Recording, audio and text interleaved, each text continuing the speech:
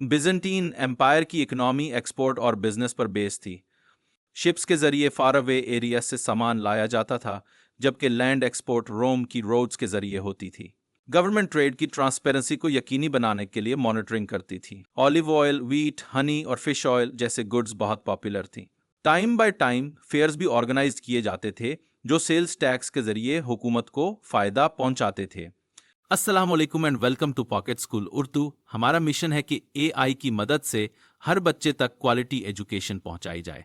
तो चलिए शुरू करते हैं। रोमन एम्पायर एक वसी सल्तनत थी, जिसने यूरोप और अफ्रीका के बड़े हिस्से को अपने दायरे में लिया हुआ था। रोमन एम्पायर को दो पार्ट्स में तकसीम किया गया था, ईस्टर्न एंड वेस्टर्न, और हर पार्ट ने अपनी मुनफरद सकाफत और तर्ज हुक्मरानी को फरोग दिया।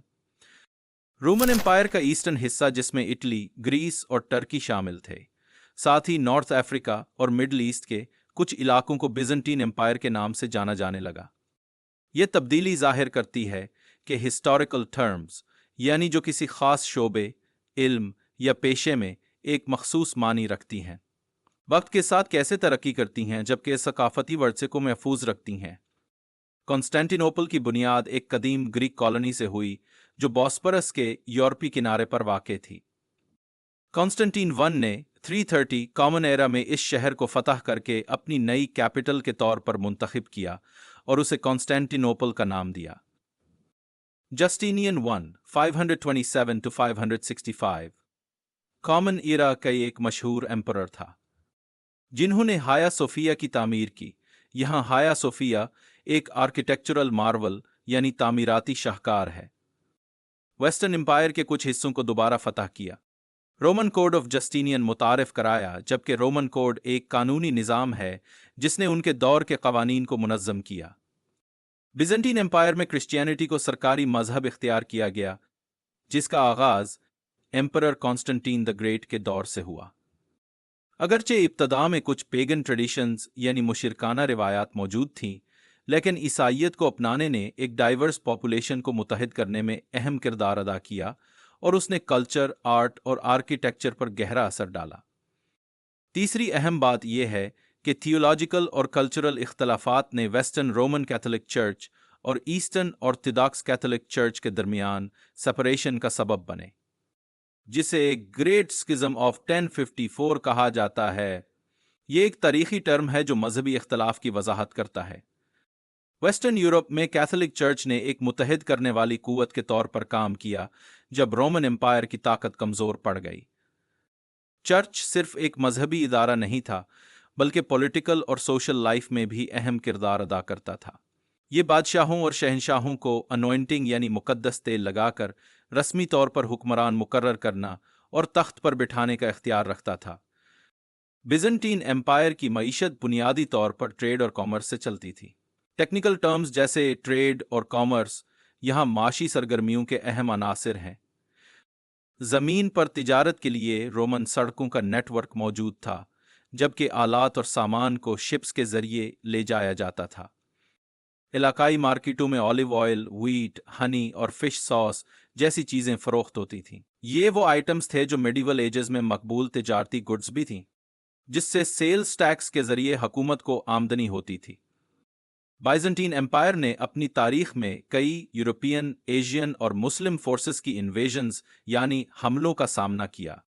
द बिजेंटीन आर्मी को उसके वसी इलाके की हिफाजत करना बहुत मुश्किल साबित हुआ, जिसके बायस टेरिटोरियल लॉसेस यानी इलाकाई नुकसानात ने आखिरकार एम्पायर की जवाल की राह हमवार की।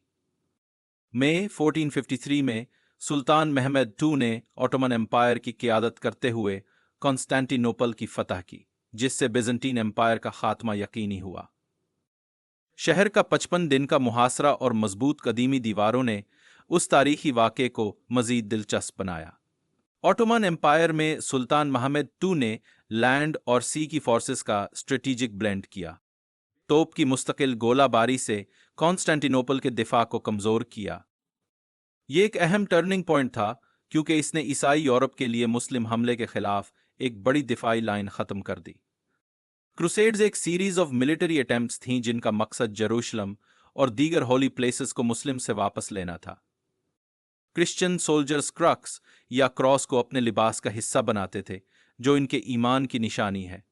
क्रूसेडर्स का ईमान था कि उनके एक्शन से उनके गुनाह खत्म हो जाएंगे, जो कि एक तरह से स्पिरिचुअल क्लेंजिंग यानी रूहानी सफाई का सिंबल है। ये अमल ना सिर्फ मजहबी जज्बे को जाहिर करता है, बल्कि हिस्टोरिकल फैक्ट भी बयान करता है, जिसे मेडिवल कॉन्फ्लिक्ट से समझा जा सकता है। मिडिल एजेस के खात्मे का सबब मुसलसल इन्वेजन्स और इक्तसादी मुश्किलात थे, जिन्होंने लोगों को नए तरीके तलाश करने पर मजबूर किया। फूड और पैसे की कमी ने लोगों को सफ़र करने और रोज़गार के नए तरीके तलाश करने पर मजबूर कर दिया, जिसके नतीजे में एज ऑफ डिस्कवरी का आगाज हुआ। यह दौर मॉडर्निज्म और डिस्कवरीज की तरफ एक तब्दीली का निशान था, जिसने दुनिया को नए अंदाज में शेप यानी तश्कील दिया। इस मवाद में रोमन एम्पायर की तारीख, इसकी तकसीम, सियासी और माशी निज़ाम और अहम वाक़यात जैसे कॉन्स्टेंटिनोपल की बुनियाद, जस्टिनियन का दौर और हेया सोफिया की तामीर शामिल हैं। रोमन एम्पायर ने यूरोप और अफ्रीका में असर डाला, और बिजांटीन एम्पायर ने trade, religious and military challenges का सामना किया। उसने क्रिश्चियनिटी को अपनी सरकारी मजहब के तौर पर अपनाया और अपनी सरहदों का भरपूर दिफा किया। यह सल्तनत अपने मजबूत मजहबी और सकाफती असर के लिए याद की जाती है।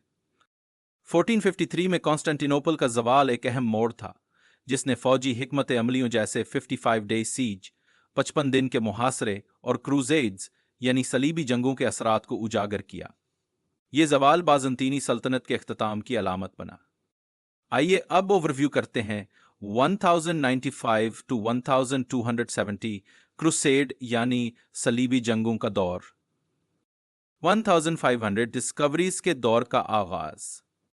Quiz time. क्वेश्चन नंबर 1, कौन से रहनुमा ने हाया सोफिया तामीर करवाई? इसका जवाब है option A, Justinian. Question number 2, कौन सा वाकया बिजेंटीन एम्पायर के हतमी खात्मे की निशानी बना? इसका जवाब है option D, fall of Constantinople. Question number 3, Byzantine Empire में बुनियादी इक्तसादी सरगर्मी किया थी? इसका जवाब है ऑप्शन सी, ट्रेड। अगर आपके करीब कोई स्कूल नहीं है, या जो पढ़ते हैं वो मुकम्मल तौर पर समझ नहीं आता, या किसी वजह से क्लासेस मिस हो रही हैं, तो पॉकेट स्कूल उर्दू आपके लिए है। हमारे साथ सीखें और अपने फ्रेंड्स और फैमिली के साथ ये वीडियोस शेयर करें, ताकि हर बच्चे तक तालीम पहुंच सके और कोई भी बच्चा तालीम से महरूम न रहे। अगर आपके जहन में कोई सवाल है तो कमेंट्स में ज़रूर पूछें, और अगर आप किसी और टॉपिक पर वीडियो देखना चाहते हैं तो हमें कमेंट्स में बताएं। हमारे चैनल पॉकेट स्कूल उर्दू को सब्सक्राइब करें, ताकि आप हमारी नई आने वाली वीडियो से अपडेटेड रह सकें। नेक्स्ट टाइम मिलेंगे एक और दिलचस्प टॉपिक के साथ। तब तक के लिए take care and good bye.